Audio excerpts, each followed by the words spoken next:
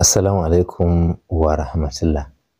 Insha Allah yau bidiyon nawa akan wasu matsaloli ne na mata.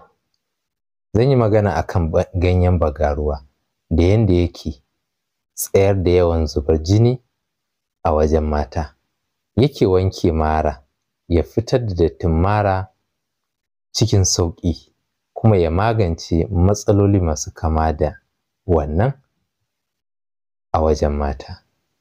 Macen da take fama da yawan ciwon mara musamman na lokacin al'ada, ko kuma jini yana zubar mata fiye da ƙima, fiye da yanda ta saba, ko kuma tana zargin cewa tana da dattin mara da makamantan haka, hanya mafi sauƙi shine a samu ganyen bagaruwa shi kaɗai a tafasa, ta riƙa kurɓarsa da ɗumi-ɗumi. Insha Allah za a samu sauƙi daga wannan. Haka kuma idan mutum yana fama da amosanin fata, amosani na fata, mafi yawa masu amosanin fata ba wai iya dry skin ne kaɗai yake kawo bushewar fata ba, wasu suna ɗauka kawai sai in mutum yana da busasshiyar fata ne yake sa ko da ya shafa mai, man yake saurin bushewa. Wani ba haka bane ba, amosani ne yake da shi a fatarsa.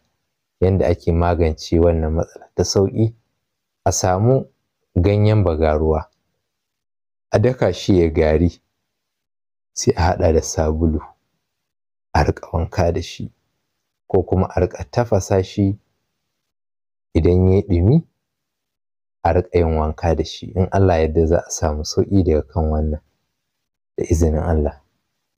Assalamu alaikum wa rahmatullah.